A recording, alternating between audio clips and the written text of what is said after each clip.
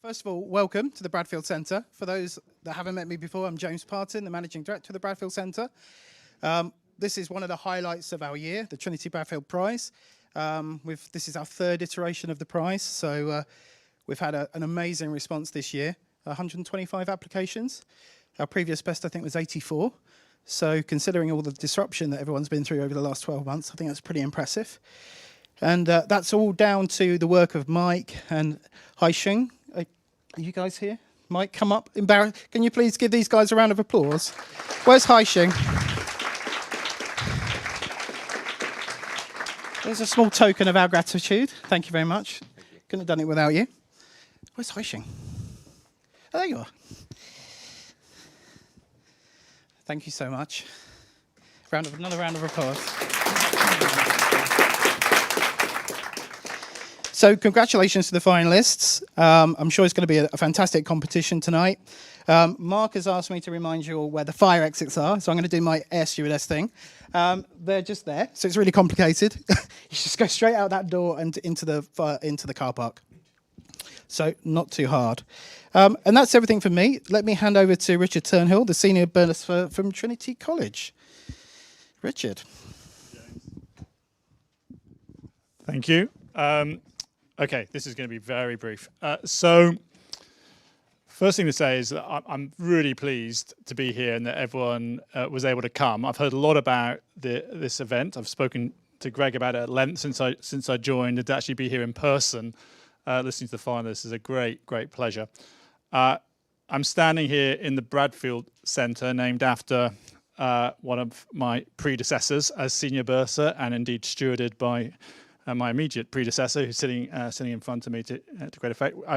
I'm standing in the Science Park, founded by one of my predecessors, and one of the great sort of investment success stories, actually, not just of Trinity, but of Cambridge, and it's helped transform not just Trinity, but actually, I think, the city over particularly the last 30 years. And these are big shoes to fill. And when I think about this prize, I think actually it plays along the same theme, which is that Trinity has a purpose of education and research for the public good. And I think about a Venn diagram which has research, has innovation and enterprise, and has Cambridge in it. And this prize and this centre, I think, fall at the epicenter of that. And I'm really thrilled to be playing a small role in supporting that over time. But perhaps most importantly, in the room today, we have really all parts of the Trinity community. And I joined the college about a year ago. Most of you haven't met me, a few of you had. And we haven't had the opportunity to meet each other. But that community is made up of fellows. There are a number here. They're made up of staff, of students, and of alumni. And it's a great joy to see all four aspects of that community here today, but also joined by many who've helped make the Science Park so successful. So Jeanette, director of the Science Park, Rory, I mentioned before. Also many investors and members of the Science Park. So it's a huge pleasure to be here, huge pleasure to welcome you all. And on that note, I'll hand over to Mike, who's going to introduce the most important people who are our finalists. Thanks, Robert. Cheers. It's exciting, isn't it? So thanks everyone for coming along. As James said, we've never had so many applications. We had 125 this year. And the judges have whittled them down to the top 10. We've got 10 pitches of 5 minutes for you today. So I'm going to welcome on stage our first finalist, which is Benjamin of Sparksall, please.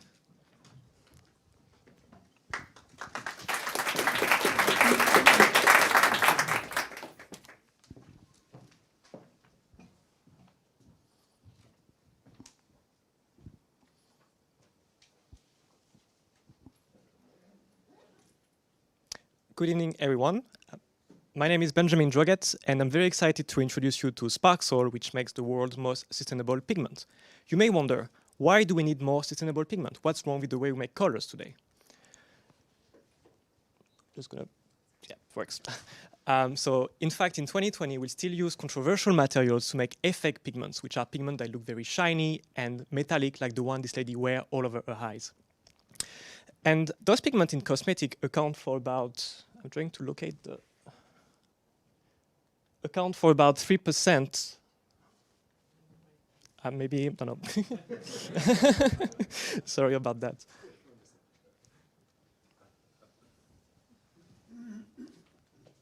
I'm clicking. Okay, it seems to be now here. So this pigment in cosmetic account for about 3% of all inorganic pigment traded worldwide.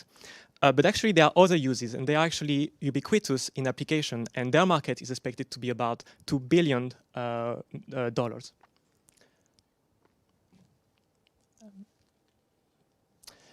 And the reason is simple, why those pigments are unsustainable. If you look at how we mass produce them, there are two main ways, both of which use a layered process, which either include microplastic or mica and titanium dioxide to make, at the end, a throwaway product.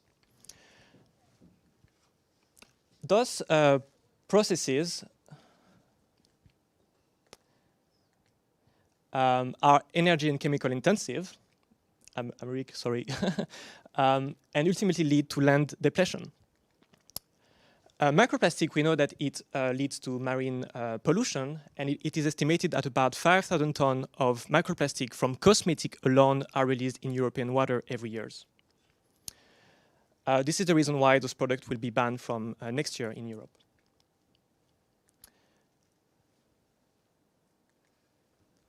The problem with mica is that mica is usually mined in developing countries that lack the legal structure to prevent child labor. So for corporates, it's a big problem because they cannot claim that their supply chain is child labor free. And finally, on top of this, the nanoform mineral may even be potentially carcinogenic, and recent concerns have led to the ban of titanium dioxide in Europe. But hopefully, there is a solution for this, to this problem, health concern, child labor issues, and pollution. Nature offers a solution. This fruit has one of the brightest colors of all biological material on Earth, but doesn't contain any dye nor pigment. Our products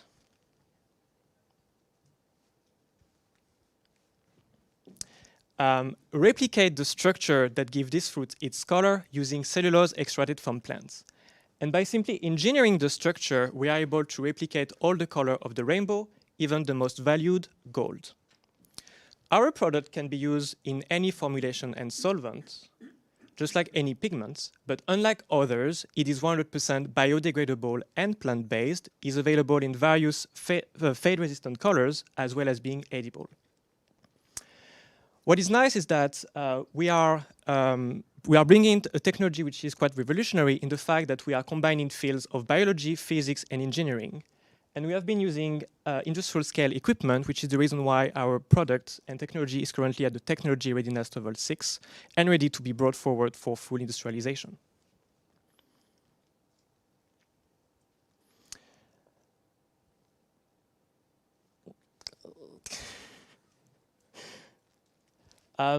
So cosmetic is one of the areas where those pigments can be used, but they have actually wider application. And my pigment can be used for the replacement or the development of more sustainable products.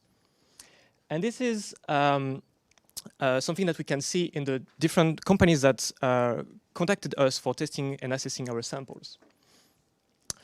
So some of them are really keen and interested to take this commitment forward, and we're investigating ways with them to bring this to the market. So companies are interested, but also the general public this technology appeals to general public. You may have seen recently in the news that there was a lot of excitement related to the publication of our latest results with news coverage around the world.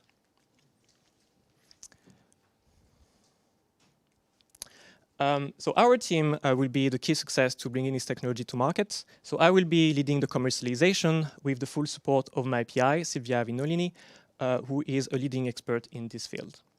So the technical and scientific part is taken care of. For the business side, I've been receiving help from my former supervisor, who has been bringing several technologies to the market successfully. But I'm aware that I need somebody who can,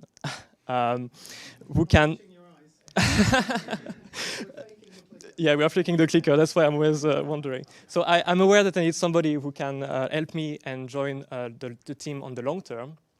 And I've been joining the Maxwell Impulse program as well as the GBS Venture Creation Weekend in order to be able to find this co-founder.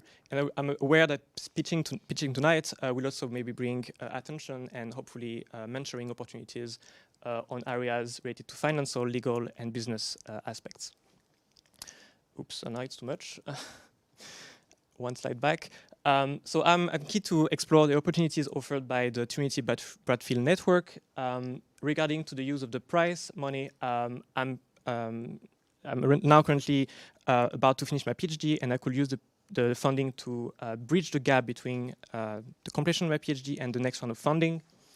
I could also use it to cover some of the legal fees associated to filing the patent and signing agreements with those companies, as well as consulting for grant writing to secure £1 million worth of equipment. Oops, no, I did not click. And hopefully also the access of the Bradfield Center will allow me to connect with like-minded individuals to hopefully bring a better team and stronger team for Sparksol. I thank you very much for your attention, and I look forward to answering your questions.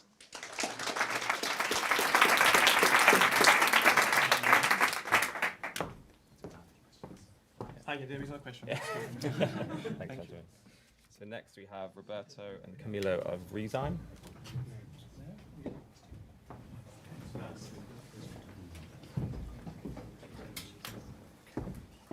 We still have the clicker. Okay. Is it back?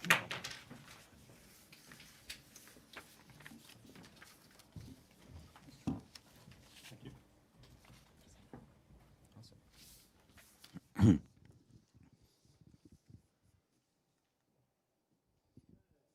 Cool. Awesome. Enzymes are proteins that catalyze chemical reactions.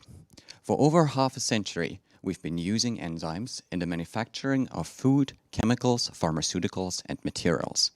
Today, the total market size of industrial enzymes is estimated at about $6 billion. But despite the market's maturity, enzymes remain elusively expensive. Typically, most biocatalytic processes are performed in batch reactions. That means we mix an enzyme with a couple of reactants inside a bioreactor. However, up to this date, we are not able to reuse the same enzymes between different types of batch reactions. This significantly contributes to their cost and means that a lot of biocatalytic processes are actually not commercially viable. One example is the production of ethanol biofuels. Due to the high cost of the enzyme in question, called cellulase, which makes up about half, like 48% of the total cost, the use of like plant-based waste for ethanol biofuel production is still not commercially successful. So our solution to this problem looks like the following. Various different magnetic proteins have recently been discovered and re-engineered into small protein tags, which allow us to magnetize any enzyme. Now we envision a bioreactor, the Rezyme bioreactor, in which we use electromagnets to collect the enzymes in our biocatalytic process, retain them in the reaction chamber, and then swap out the reactants while retaining the enzymes in question in place. That will allow us to reuse these enzymes over multiple cycles. Interestingly, the magnetic proteins currently on the market are not, well, there are not really any successful current magnetic proteins. So we've developed a screening platform to optimize and improve our current versions and create proprietary magnetic tags to make them more cost efficient and consume less times in the production stage. Thank you. Magnetically recovered enzymes retain 70% activity over 20 batch cycles in current lab scale tests. This would lower the amount of enzyme required by a factor of 17, which would represent a saving of up to 94% and a good business opportunity. To achieve this cost saving, our customers would need both our bioreactors and our magnetic enzymes to make their enzymes reusable. So taking a inspiration by Nespresso's business model, we plan to partner up with established bioreactor manufacturers. Partnering up with them allows us to lean on their scale and expertise in this field, and we plan to sell on the bioreactors at cost. Another benefit is that we could fit our technology neatly into existing production processes of our customers. The magnetic enzymes on the other side would produce ourselves and sell directly to our customers. Being of higher value, proprietary, and used by customers that already use our hardware, we believe that we would not have to compete on price with established enzyme manufacturers, but instead be able to operate with high profit margins. The Trinity Bradfield Prize will allow us to achieve our goals over the next years. Specifically, these are to build up our team, to create intellectual property, and to acquire seed funding. The mentoring program will provide us with an experienced view and advice on tackling these challenges. The cash prize will allow us to turn our technology into reality. Testing the viability of our screening platform and building a prototype will cost us about £3,500. The Biomake Space, a community lab, provides us with an affordable space to try out our ideas in. Access for a year would cost us about £500, which we'd like to pay from the price. Finally, the £6,000 remaining we would like to spend in filing initial patent applications at the end of next year.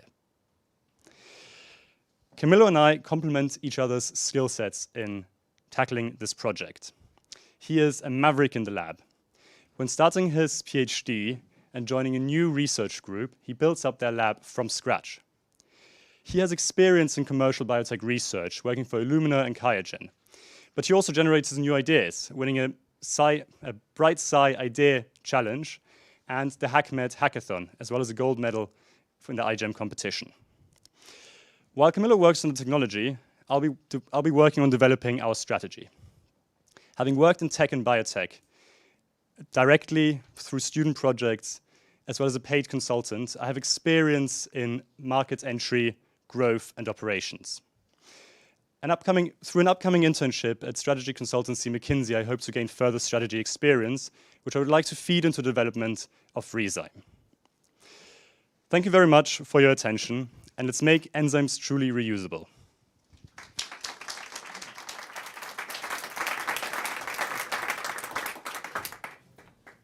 Thank you very much. Next we have Tim of Plumabiotics. There you go. I can give it a try.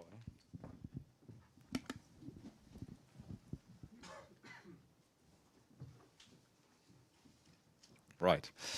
My name is Tim. I'm a co-founder of Plumabiotics, and what we do is light-activated, membrane-active peptides to treat localized diseases.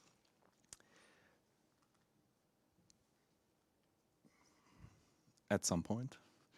So, solid tumors are still a highly unmet clinical need around the world. That's mainly because often they are non-resectable, there are severe side effects upon treatments, they can form metastasis, which makes the treatment even harder, and chemical compounds can form drug resistance in cancer cells. So our solution to the problem are photoswitchable membrane-active peptides. What is a membrane-active peptide? It's a peptide that can bind biological membranes, which all our cells have, and disturb them. That means making holes or even lyse the cell. The problem is that those are intrinsically unselective. So we put a photoswitch into the peptide in order to control the biological activity with light. So we can reversibly activate and deactivate the peptide's activity with the action of light.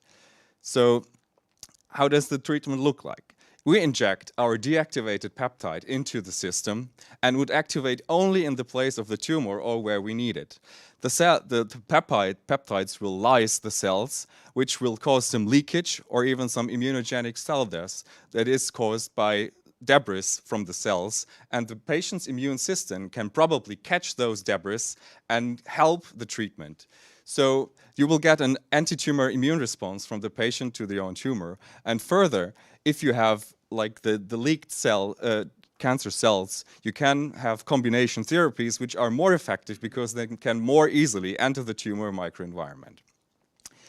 So what we think is our competitive advantage to other light-activated therapies is that we are completely environment independent. We can use red light to switch on our compound, and we don't need like reactive oxygen species like it's in photodynamic therapy or related therapy approaches. The other thing is we have a really unique mechanism of action.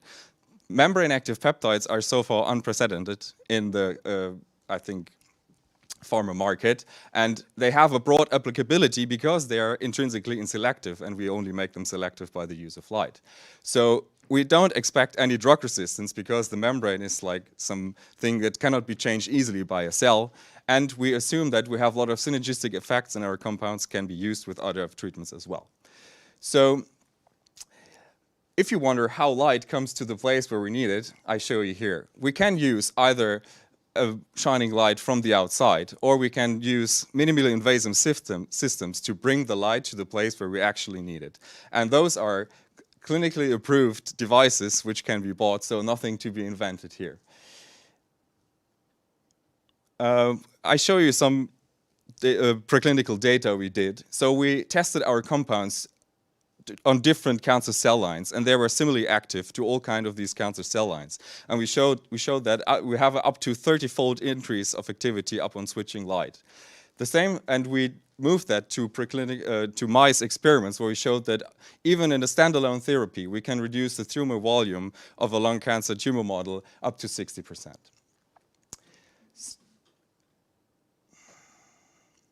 But oncology is not the only thing we do. Membrane-active peptides can also be used to treat another big burden of humanity, which is antimicrobial infections. So we envision that we can treat localized infections like prosthetic joint infections, infections of the respiratory system, and wounds. And in fact, the photoswitch can be applied to any peptide, so we can think of other photopharmacology targets like kinase inhibitors or painkillers or whatever. So the team of Plumabiotics consists of 5 scientific co-founders, which are actually belonging to several partners of a large international consortium which funded the project over the recent years. So taking a look at our future plans is that being a part of this program, we can definitely get access to market and support for market analysis, business planning, expand our clinical and business expertise so that our team of scientists can increase the attractiveness for seed investment. And even if we get the money, we could use it to manufacture our compound to move our preclinical trials further. So thank you for your attention. I hope you like Plumabiotics and have some questions. Thank you.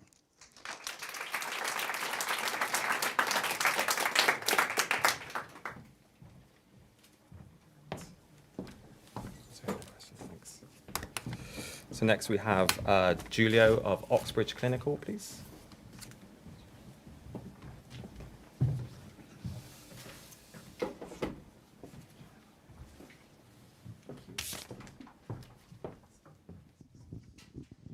Good evening, everybody. My name is Giulio. My friend is Cristiano. We are two MD, PhD students from Oxford, or much better, Cambridge. And we are delighted to be here. So our job for today will be plain and simple to... Oh, it's not working. Yes, to save the NHS just a couple of £billion per year, so no pressure. So let's start. Let's say you have some cough, some fever, some chills. What do? Of course, you go to your GP, right? Well, problem is that the majority of diseases actually share most of their symptoms. So think of respiratory tract, think of respiratory tract infections, for instance, which are by far the first cause of consultation for GPs worldwide. So problem is that each and every one of these can be caused by more than 50 different viruses, bacteria, and fungi. So how can your doctor make sure they are prescribing you the most appropriate therapy? Simple answer, they cannot. So, this of course has two major consequences, right? On one hand, you have a huge misuse in antibiotics. Think that more than 65% of respiratory tract infections end up being treated by antibiotics, while only a few of them are actually bacterial. And of course, this has consequences. The rise in antimicrobial resistance, of course, and side effects. On the other hand, a hefty bill. The United States alone spend more than $16 billion per year for pneumonia, which is supposedly an easy-to-treat condition. So, but you may be wondering, right, we do have ways to test bugs, don't we? Yeah, of course we do. Problem is they are all very expensive, they all require hospital infrastructure, and of course, not all of them are very specific. The best we have are cell cultures, but of course, the problem is that you get the answer next week, and I guess you want to be treated today. So what we need would be a platform that is sensitive, specific, but also cheap and quick and easy to use so that it can fit directly on your GP's desk. But we don't have the technology to do that, do we? Well, we think we have an answer, and it's coming from the emergent world of solid-state nanopores. So basically, a solid-state nanopore is just a membrane with a nanometric pore. And the idea is you just put your clinical sample on top and you drive it through the pore the size of the microorganism you want to diagnose. And as soon as a particle is crossing the pore, you will get a surge in resistance, right? You keep measuring the voltage difference across the membrane. And the big question is, can the shape of this surge be used to identify what kind of particle is actually crossing the membrane? Well, recent evidence says that it definitely can.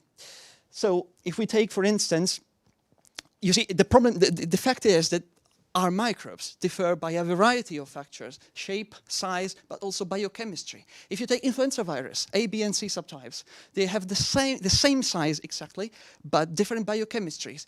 And nevertheless, they can be, if you drive them through a pore and measure some clever morphological features of the spike, you will be able to differentiate each and every single viral copy that crosses it with a very high margin of accuracy.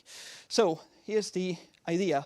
We make a matrix of these nanopores, each one optimized to let through and diagnose only a small subset of the pathogens we are interested in a panel. And we've also envisioned some major tweaks that will enable us to get much more signal than current existing nanopore technology. We validated, of course, our ideas two ways. First, in silico, we did simulations using the COMSOL multiphysics engine, and we also built our own nice demonstrator on a millimetric scale, of course. It's still able to differentiate particles on a millimetric scale that cross its pore. We are more than happy to let you try it yourself at the end of this pitch. And it's very funny. And now, as regards our business plan, we are ready to build our first working prototype. Problem is funding, because to do so, we need an amplifier, 16-channel amplifier with appropriate bandwidth, costs £10,000. After we get a prototype ready, we will be able to apply to VC funding as well as regulatory approval. And once that's done, eventually our plan is to license our technology to a pharmaceutical company in order to use their existing delivery and supply chain to our final customers, which will be both hospitals and GPs, of course. We will sell the platform at manufacturing costs, and we will make revenue from the cartridges, the nanopore cartridges. Finally, why are we the perfect team to reinvent diagnostics? Well, because we know how to transition from science to innovation, and from innovation to business.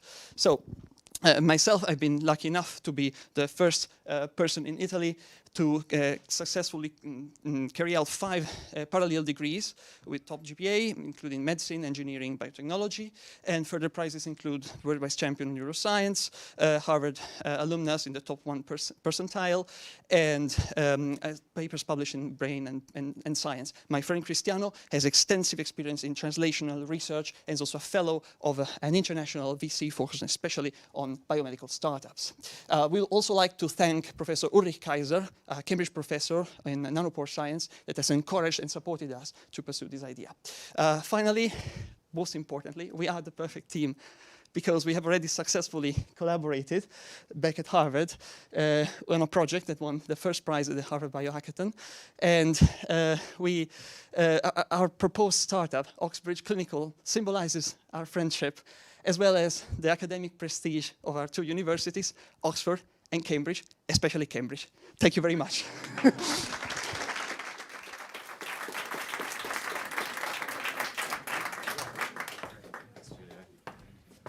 5 degrees, gosh. So next we have Sebastian of Laminapop, please.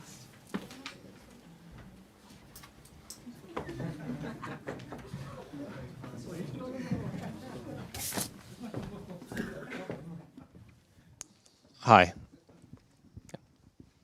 Hi, my name is Sebastian Swayze, and I'm the CEO of Laminapop. Growing up in Guatemala, I could see the impact that social housing had in the community and on the larger and in the country. There's approximately 2.2 million people in Guatemala that live in inadequate shelter. This leads to inappropriate well-being and limits their human and economic potential. We are building the future. Laminapop is a social enterprise which focuses on sustainable social housing. Our system produces safer, healthier, or more accessible housing at a fraction of the cost in compared to the leading low-cost housing solutions.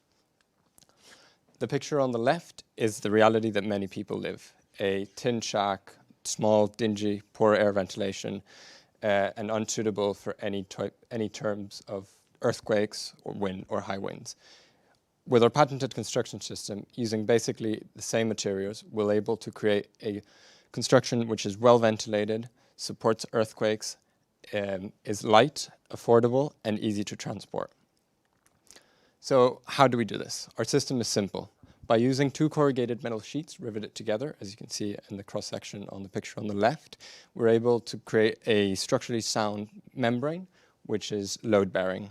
The diagram on the right shows how we then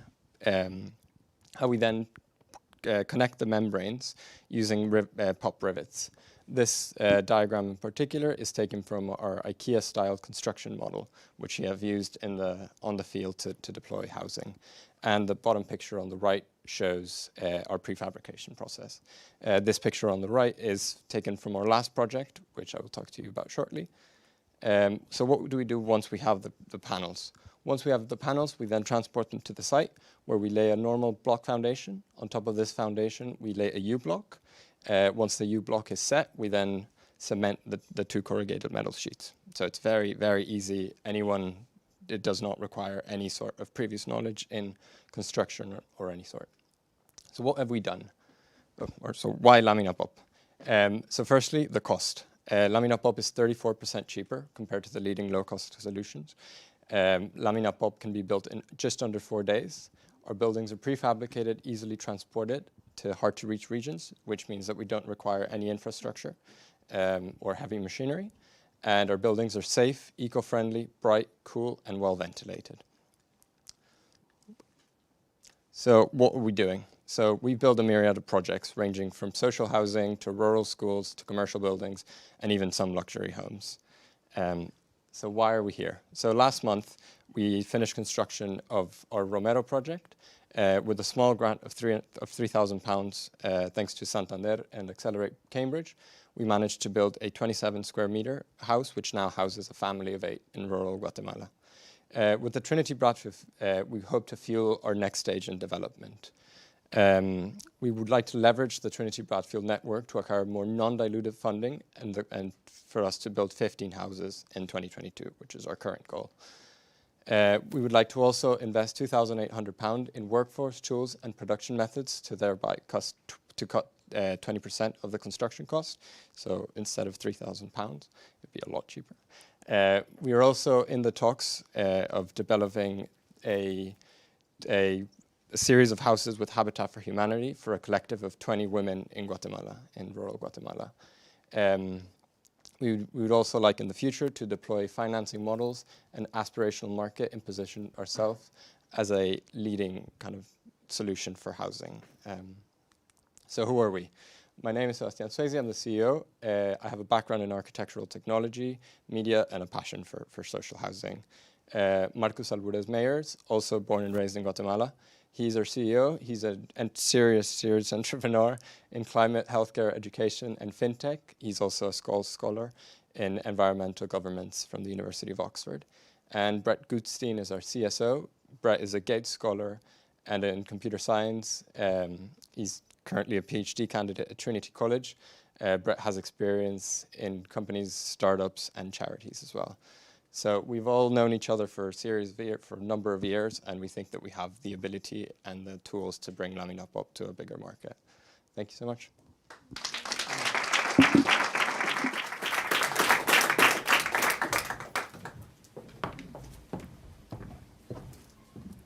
Okay, next we have Ming of Oxymem, please.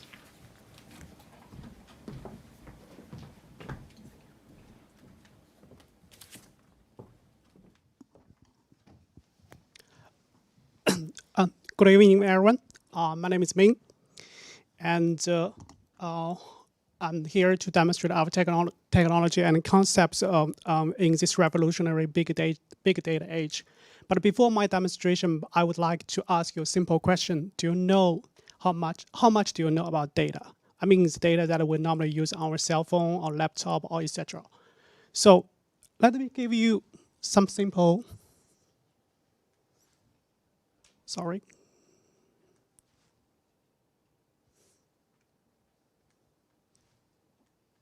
Okay, some simple examples.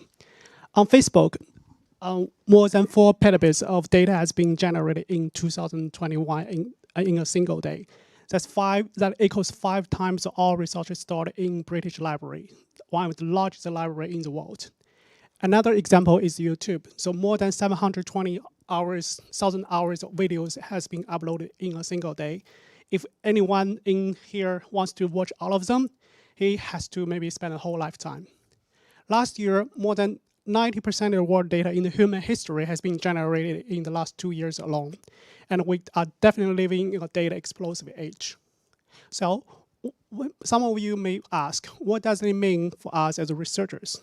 Well, the most challenging point is the electronic hardware components for the data storage, which is really energy consuming. By 2025, more than 1/5 of the Earth's power will be used for the operation of these data centers. And this has driven a very huge demand on new hardware or memory design to tackle this energy consumption issue. Actually, fundamentally, this comes to the material design. This is what we are focusing on. Try to provide a material solution for the new and low power memory devices. And by doing this, hopefully we can tackle this hardware puzzle to fulfill the long-term goal of energy saving and emission reduction. And while in our technology, we carefully engineer and select the materials, which is the ionic conductor layer and the semiconductor layer. And we have achieved some initial but very promising performance. Here's a table, but I will not go to the details. But the take-home message is that we have achieved some performance that are much better than the current eFlash memories, and some of the performance are an advantage to other released embedded ARM memory devices. And in the next stage, we are going to build large-scale and high-density memory devices, and later on, we want to apply these memory devices to various IoT applications, which is a huge market in the next couple of years. And our technology, and our technology has received great support from Cambridge Enterprise, and we are going to patent it in the next couple of months. And next slide, please. Thank you. And to support our technology, we have built a very professional and experienced team. So each member of the team is expertise in their own field, cover from material development, theoretic analysis, or device application, large area device fabrication and integration, and finally some processing and engineering development. And together with the same goal to build up a new low power memory devices, hopefully we can achieve continuous achievement in the next couple of years. And we are here not only to demonstrate our technology, but also to seek for support. And we definitely thank the Trinity Pride Bradfield Prize will be beneficial for us. First of all, the memory chip will be instrumental for us to assist us with knowledge on how to translate this technology to a new startup company. And we are also very excited to meet and coordinate with different companies and potential customers who are interested in our technology.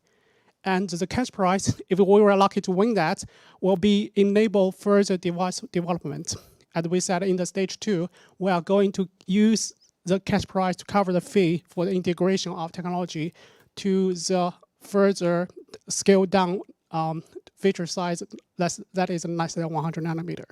And actually, we have been in contact with Tyndall and AMAC to further develop our process. And this cash prize will definitely help to proceed this process. And to conclude my talk, so we are working and specialize on mature design for low energy memory devices. And we are making small but powerful memory chips. And we always believe that these small chips can make a huge difference. Thank you very much.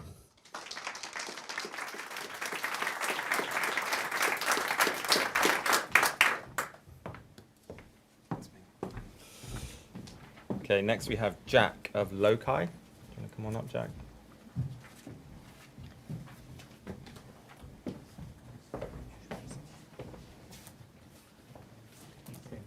Good evening, everyone. I'm Jack Davis. I'm founder of Loci and a huge fan of minimalistic cover slides for presentations. So my belief is that there's going to be increasing demand for more dynamic and immersive video content and virtual reality experiences that are based on real-life environments and real-life events as opposed to virtual environments. And what this boils down to is having a controllable virtual camera that can view a real-life scene from any position. Let me show you an example of that. Oh.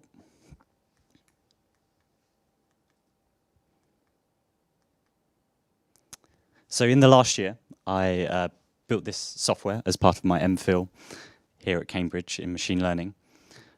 And it converts this real-life video footage of this tennis game into this dynamic, immersive content that would be impossible to capture with physical cameras.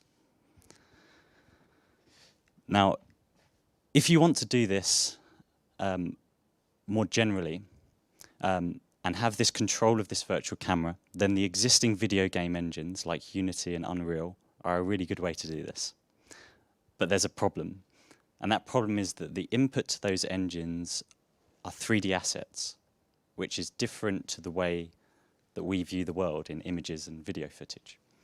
So right now what happens is you have to pre-build these virtual environments, in this case, this tennis stadium, and you have to use computer vision to do 3D capture of the important objects in that scene, in this case, the players and the ball.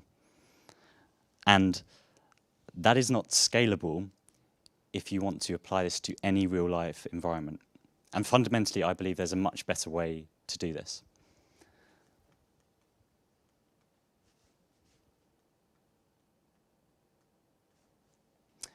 And this is based on using computer vision for the whole end-to-end pipeline. So 3D reconstruction plus photorealistic rendering. It allows you to go directly from these images on the bottom right to this final photorealistic rendered image of this real-world environment. And if your aim here is generalizability to any real-world environment, then I believe that this is the way to go. Now, the vision of Loci is to offer control of this virtual camera as a platform to enable a huge array of applications across industries. Examples of that are the more obvious ones, like in the TV and entertainment and film and gaming industries, but also things like in the arts for virtual fly-throughs of art museums and galleries, in civil engineering projects for virtual project management, and even in education, for example, immersive training for surgery and other medical operations. The vast range of applications here is both a blessing and a curse. And it is this curse element that led me to apply for Trinity Bradfield Prize.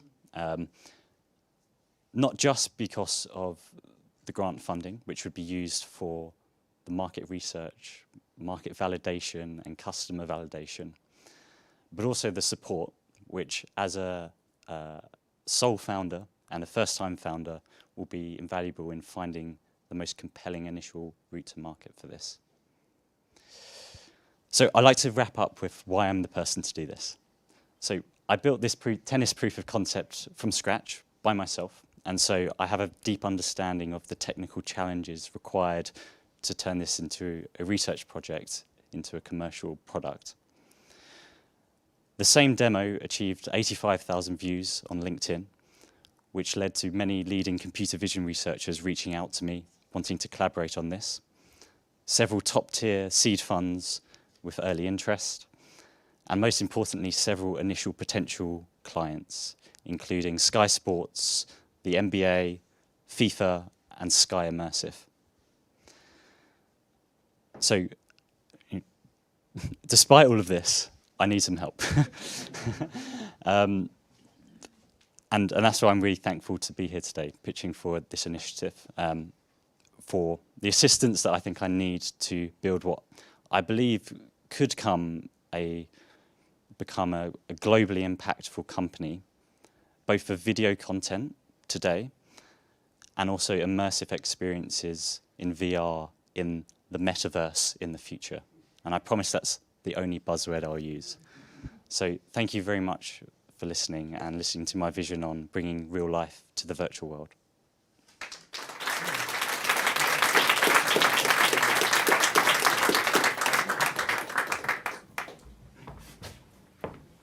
We'll need that mic jack. We've got Antoine at Entrop.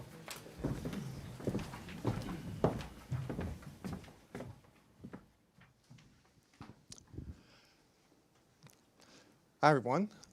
Good evening. Thank you so much for having me. My name is Antoine Kuhn, and I'm a PhD candidate at the Department of Engineering here in Cambridge. And for the past 3.5 years, I've been working on thermal energy storage, and that's what I'm here to present to you tonight. Entrop, a new form of scalable energy storage. So, we've just come out of COP26. The world knows that there's an urgent need to decarbonize right now. And one of the best ways of doing that is expanding renewable energy capacity. As you can see on this graph, it's doubled over the past 10 years, and projections are that it needs to keep growing at such a rapid pace. But we all know that one of the issues with this is that renewable power is inherently intermittent. And that means we need ways of managing that, and one of the best ways of doing it is energy storage. And as you can see on this graph, that is also projected to grow at a really fast rate in the coming decades. So what are the current options for large-scale, grid-scale energy storage? Currently, 99% of that worldwide is in pumped hydro dams. And that's a very mature technology. It's great, but it has low energy density, and it's inherently tied to geography. And so we can't expand it anywhere in the world as needed, and it can't cover all of our energy storage needs. Another option that's much discussed at the moment is chemical batteries.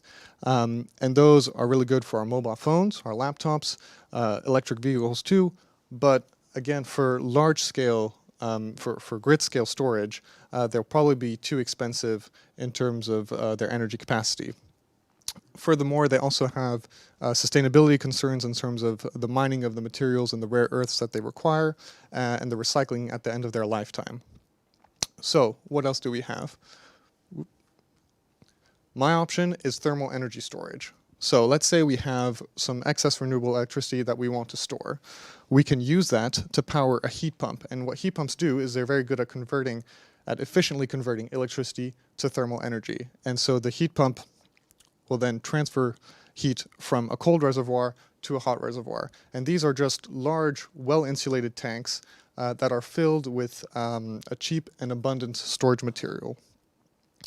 And then when we want the energy back, because we don't have any renewable energy available at the moment, we can just run the whole process in reverse as a heat engine, and we get the electricity back. So why would we do this, store energy this way? Well, it has several advantages. First of all, unlike pumped hydro, this can be deployed anywhere in the world. We can build a plant anywhere because it doesn't require any special geography. Secondly, this all uses existing technology, equipment, and principles that we have today. So it's the same principles that govern how refrigeration works, air conditioning, thermal power plants. So we can leverage that. And the challenge is adapting it to this specific application. But we already have a head start. And finally, the storage material, like I said, is cheap and abundant. It can be something like water or gravel. And that means it's very sustainable. And the so what's the point of all this? This means that thermal energy storage is inherently scalable on multiple levels. It's scalable technically because it can be deployed anywhere. It's scalable economically because it's cheap and cost competitive. And finally, it's scalable in a sustainable way because it doesn't put any pressure in terms of special materials required. So, what now? Over the past decade or so, several academic groups around the world, including mine, have been working hard on studying these systems, and we've learned a lot, mostly through theoretical modeling. But the problem is, time is running out. 2050 is only 30 years away, and we need to deploy these systems right now. We need to start commercializing them. We need to start learning by doing, and not just with modeling. And that's why I'm here today, and that's what the Trinity Bradfield Prize can help me achieve. First of all, the business development side is really huge because it can complement my engineering background and teach me everything I need to know about building a startup and commercializing a technology. And also the grant would enable me to buy the parts needed to start prototyping and to start learning by doing. Thank you so much for your attention.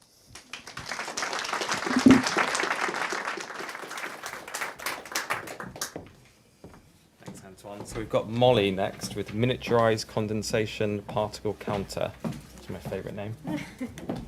Hopefully I live up to your expectation. Thank you. Good luck.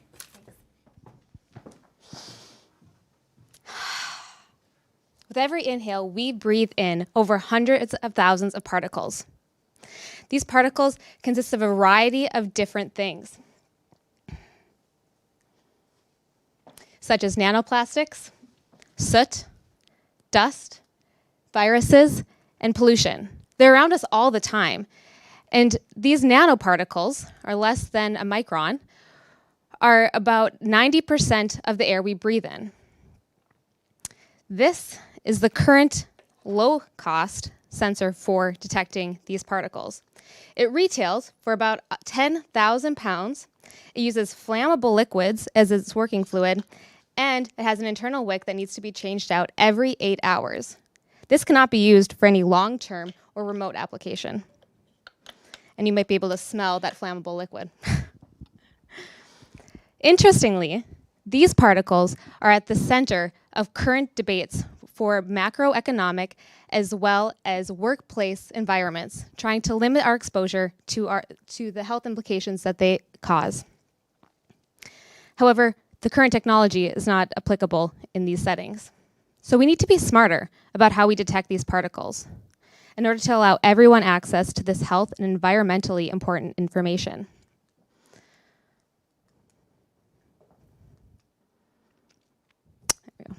We decided to go back to the basics.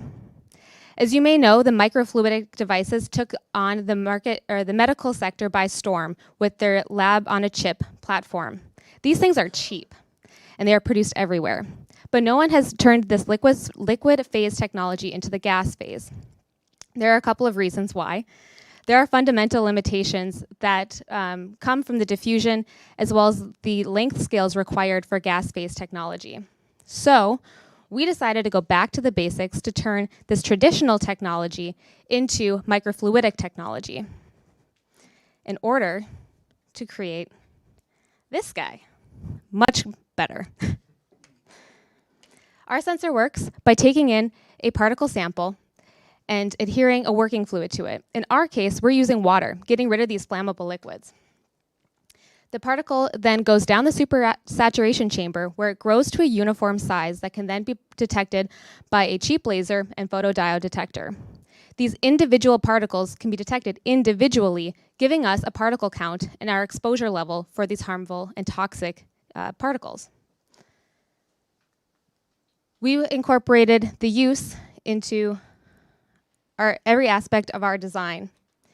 We wanted to ensure that our sample, we could sample particles above 10 nanometers. 10 nanometers is going to be the cutoff for new health regulations. We wanted to make sure our detection range was able to detect particles in both clean rooms as well as in very concentrated areas such as the Waterloo train station or Paddington.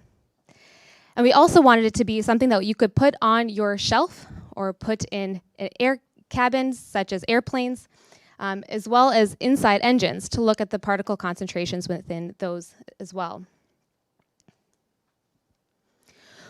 Considering the market for this technology, there's a gap between the handheld sensors that are currently available, as well as particle counters that are used for indicators, such as smoke detectors. It is true, we will probably not have the same market value as smoke detectors. However, we can fill this gap with our sensor, providing reliable particle number concentration information to everyone.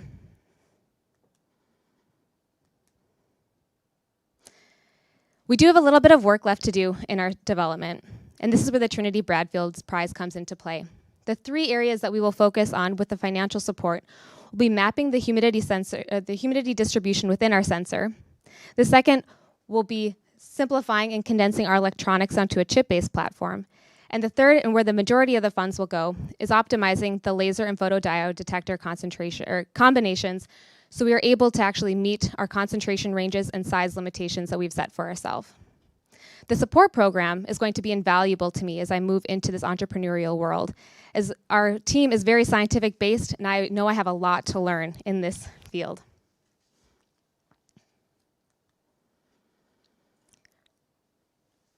We have a variety of skilled scientists that are working on this. We have Mohsen, who is a particle morphology expert. We have Julie, who is a modeling whiz. Shamrit, he is a quick-to-learn student. Lee, he's our optics guy and is great. And myself, with extensive knowledge of in-field real-world data collection. We are led by no other than Dr. Adam Boyes, who's had 3 different companies spin out of his lab that revolve around particles. So why will our team succeed? We bring a diverse skill set to a problem that requires ingenuity, multiple vantage points, and a focused end goal. We have worked tirelessly to bring this sensor to you, and we cannot wait to share it with everyone. Thank you.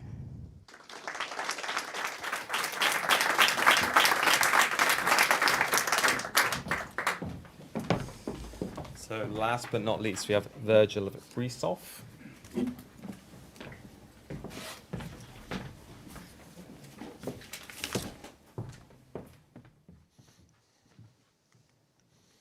Okay, hi. So my name is Virgil, and today I'm going to introduce Resolve, which is our initiative for scalable solar fuel production.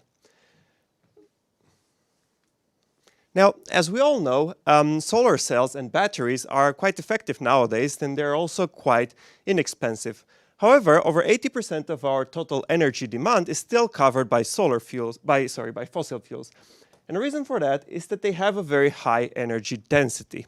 Now, nature does energy storage much better by converting small molecules like water and carbon dioxide into sugars. Now, photosynthesis is a very complex process, and therefore the efficiencies are quite low, below 1%.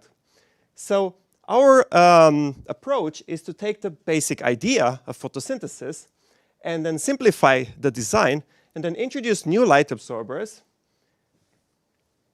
in order to create this type of artificial leaves, which can have a higher energy conversion efficiency. Now, most prototypes are often only deposited on such a small scale. And as you can see here, they are typically characterized in this type of bulky glassware. So these obviously pose challenges to commercialization. Now, our idea is to make artificial leaves which don't only function like natural leaves, but also look like them.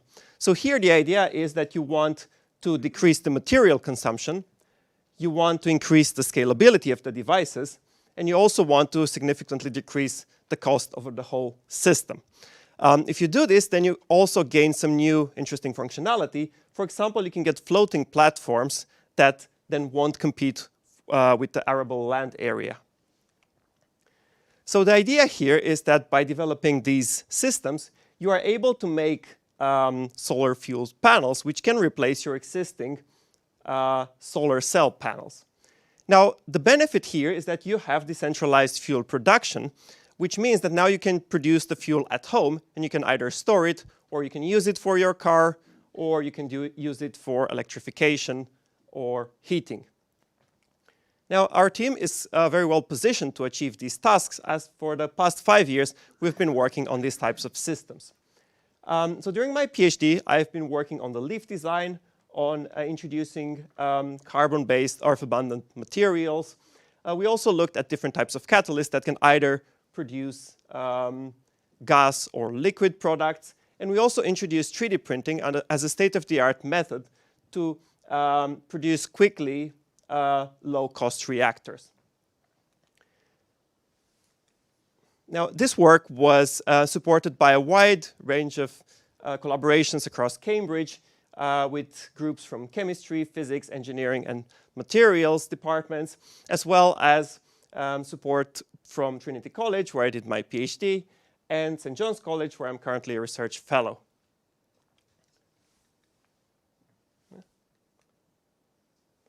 Okay, so this initiative has 2 main branches. One academic branch that will focus on establishing an independent research group that will focus on the fundamental questions of these artificial leaves, and then a startup branch that will translate the best ideas, scale them up, and focus more on commercialization.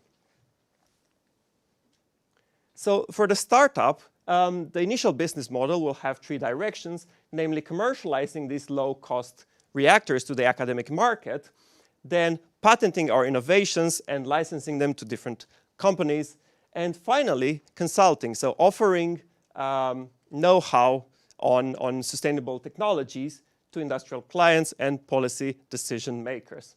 And obviously, the end game of our business model would be commercialization of these scalable panels. Okay, now here we're talking about outdoor systems. So what we need to build first is a semi-portable laboratory where we can prototype our reactors, we can characterize our samples, and we can perform product analysis. Now, over the past few months, we have been able to secure funding and purchase equipment for the first 2 points. However, we are still missing the gas analyzer, and this is, well, the most central part of our setup. So we hope that through the Trinity Bradfield Award, we would be able to purchase this piece of equipment. And moreover, this will also give us the know-how or insights in order to attract further funding. The Bradfield Center would also offer an excellent exhibition space in order to showcase our technology and our equipment to potential funders. And, well, hopefully this will help us attract more funding and maybe move to a dedicated research space. So, thank you for your attention.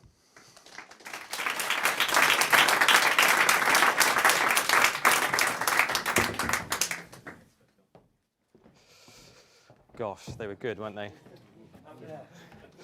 Okay, so thanks again to all the finalists for your great pitches. We're now going to have a short break to allow our judges to convene, and they have to make the very difficult decision of who wins. While that happens, I encourage you all to join us in the main space where we've got food and drinks, and then we'll call you back in when it's time to announce the winners. I hope you also just join me in a final round of applause for all of our finalists, please. Great job.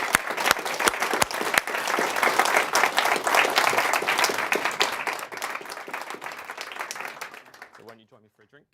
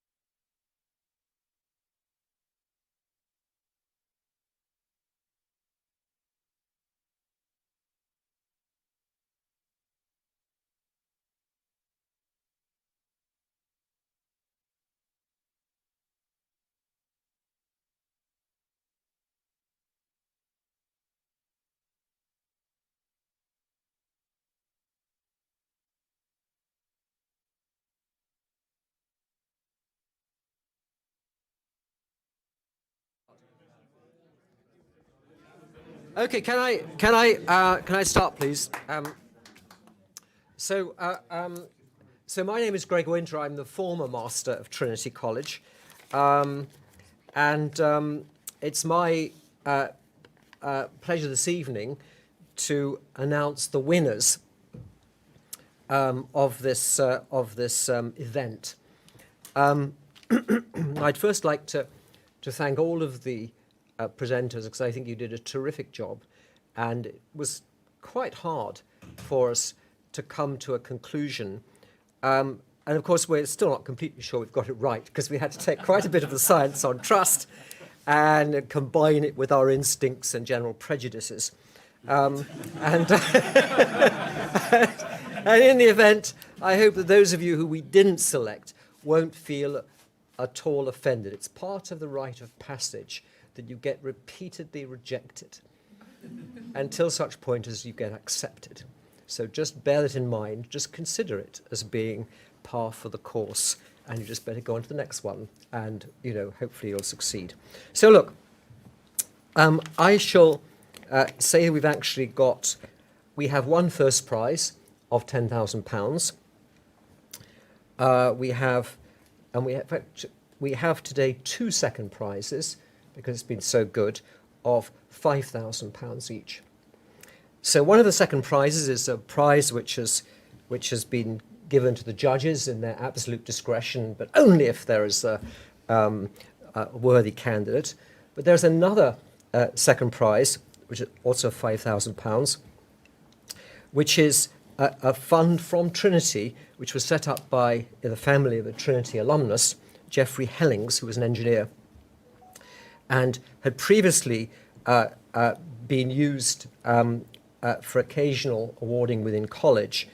But we found actually the quality of the applicants we were getting for that were not so good. So what we decided to do was to put into this format.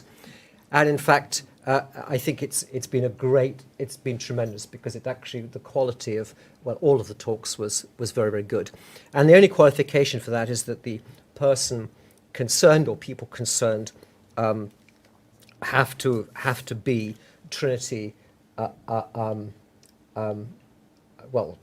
old word is in statu pupillare, in other words, registered for a degree with the university at the time at which they make the application.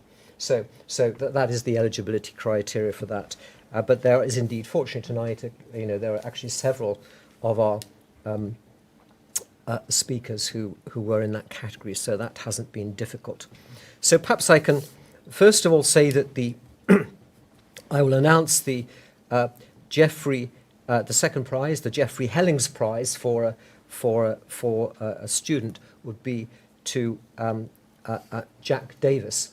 Is he there?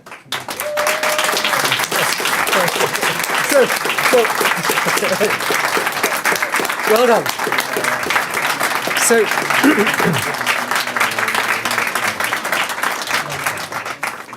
So I have to say that I don't have a cheque on me. In fact, the money can be obtained by going to the senior bursar's office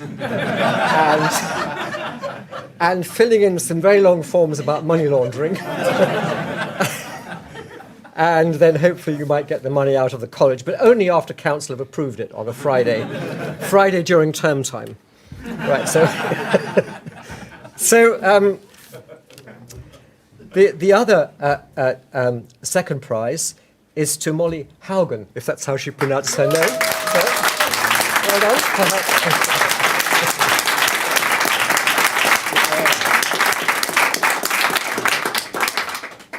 The judges decided to exercise their discretion because they thought it was a very worthy talk. And the winner of the £10,000 Bradfield Prize is Benjamin Droget of Sparksell. Well done.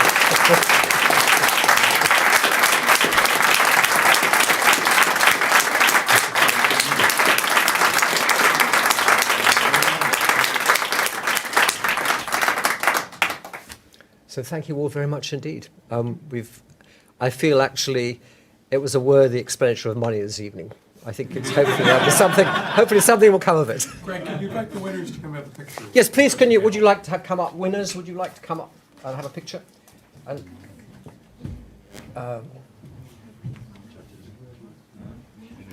And should we have the judges as well? As long as you. Should we go in front of this? Yes. Yes, that's a good idea. That's a good idea. So can we get to the? Here we go. Here. Be balanced. Right. You can come in a little bit on that side. Yep. Come in a little tighter for me. That's good. I think we need to fill this up. We'll just have to. Great. Now look at me. Thank you. Yeah. Okay. Good. So I'm going to do one on this phone. And I can do one on mine as well.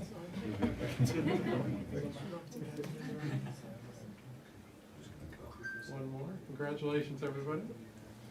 Thank you.